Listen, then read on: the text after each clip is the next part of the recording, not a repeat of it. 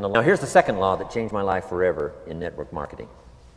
I learned the law of sowing and reaping. And in the law of sowing and reaping is also the story of the law of averages. Jot this down. The story of the sower comes from the Bible. I'm an amateur on the Bible, but this is such a useful story. Here's what the story says. And take the notes because the drama's in the details. The sower was ambitious. Evidently he was ambitious. When you read the whole story, you'll conclude, yes, this was an ambitious sower. Here was number two. He had excellent seed. The sower who sowed the seed had excellent seed. And the excellent seed can be an excellent opportunity, an excellent product, an excellent story. So we've got an ambitious sower with excellent seed. But now here's the rest of the details of the story.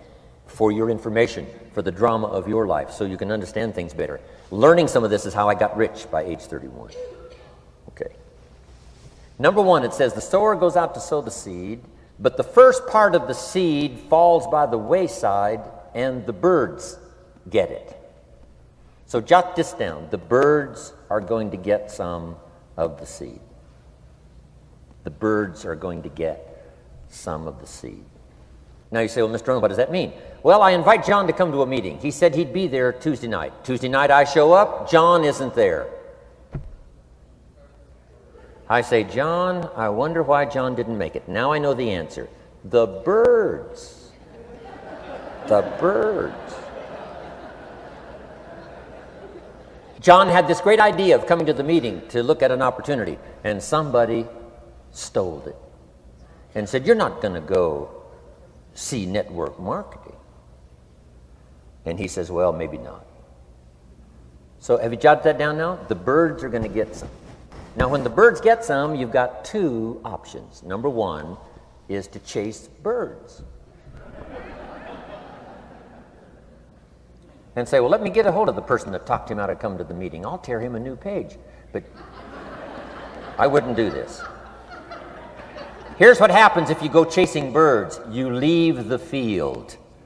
If you go chasing birds now, you leave the field, which is going to distract from your future, not add. So you can't chase birds and try to straighten this stuff out. Here's what it is. It's just one of those things. And here's the best comment when things are a little disappointing. Isn't that interesting? You just have to say, I thought sure he would be there. He promised me. He promised me. But I know it was the birds. And you just have to say, isn't that interesting? Now, here's the rest of the story. It says, the sower kept on sowing. See, that was the secret to his success. He kept on sowing. And if you keep sowing, you can sow more than the birds can get because there aren't enough birds. If you keep sowing, there are some birds, but there's not enough. Because the law of averages will work for you. My mentor taught me, he said, you know, Mr. Rohn, there's only 9 or 10 real nasty, miserable people in the whole world. Now he says they move around a lot, you know, and you're liable to... You'll bump into one once in a while. But when you bump into one, you say, there's only 9 more like you. I can handle that in the whole world. Okay. Now here's what else it says. The sower now keeps sowing the seed. Now the seed falls, the story says, on rocky ground where the soil is shallow. And the rocky ground where the soil is shallow is not of your making. Because you had excellent seed and you were an ambitious sower. So the rocky ground where the soil is shallow is not of your making. But here's what it says what happened. This time, the little seed that falls in the ground starts to grow. And the little plant starts to grow. But the first hot day, it withers and dies. It dies. Not an easy thing to watch. I finally get John started. Sure enough, 3 or 4 days later, somebody says, boo, and he goes,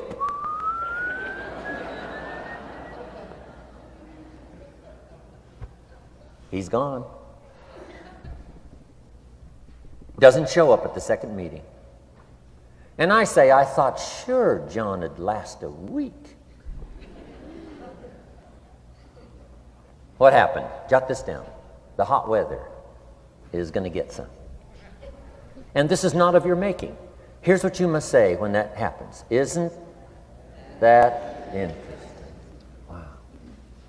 What can you do? The answer is nothing. You say, well, I'm going to try to change this. I wouldn't take that class. You know, the sun comes up in the east. Somebody says, why is that? I wouldn't spend much time on that. Just let that happen. Don't go for this why stuff. I'm giving you the answers here. The answers is in the structure and the consequences and in the deal. The answer is in the deal. Anything beyond that is not worth study. You say, well, how come some just last a little while? I wouldn't sign up for that class. Here's the answer. Some don't stay. You just have to jot that down. And when some leaves, you say, that's one of those that don't stay. Now you know what category to put them in. And you can't solve this now. You can't. It's like rearranging the seasons. You can't fool with that. All you can do is cooperate with the way things are set up. I didn't set it up.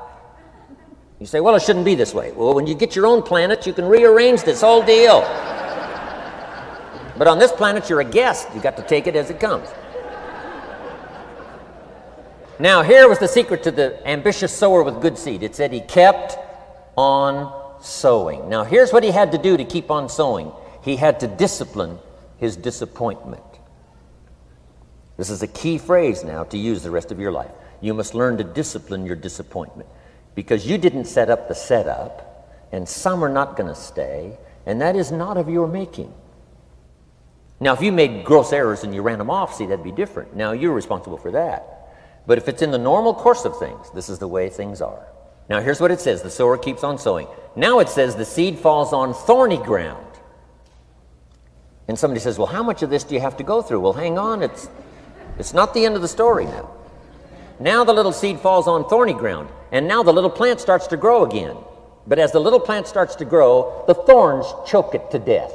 And it dies. So jot this down. The thorns are going to get some. And that's not of your making. And what are these thorns? The story even called these little thorns, little cares, little distractions, little somethings. Who knows what all they are? I say, John, we had a meeting last night. You weren't here. John says, well, I can't make every meeting. I say, why not? You're part-time. He said, well, the screen door came off the hinges. And you just can't let your house fall apart. You got to take some time and fix things up. And I can hear the thorns going,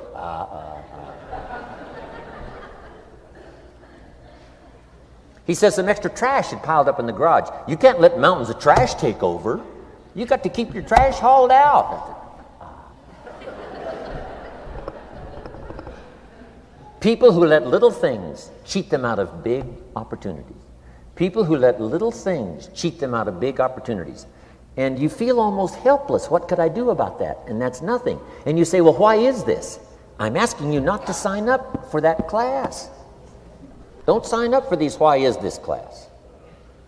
It's just the way it is. Like winter following fall and spring following winter. So if you got that, the thorns are going to get some. But now here's the good news. Let's read the rest of the story now quickly. The sower now what? Keeps on sowing the seed, keeps on sharing the story, keeps on giving an invitation. Yes, the invitation can be more powerful for me as it was 1 year later than it was the first month. Because now I'm saying I'm making twice as much money part-time as I'm making on my full-time job. Yes, the story can be more powerful, but the law of average is still going to work. But now here's what the story said. Finally, the seed falls on good ground. Finally, the seed falls on good ground. Now, put this in parentheses. It always will, if you keep sowing. If you share a good idea long enough, it will fall on good people. But now here's the rest of that story. Some of the good ground did 30%. And some of the good ground did 60%. And some of the good ground did 100%. You say, well, why the difference in numbers? I wouldn't sign up for that class. Go on.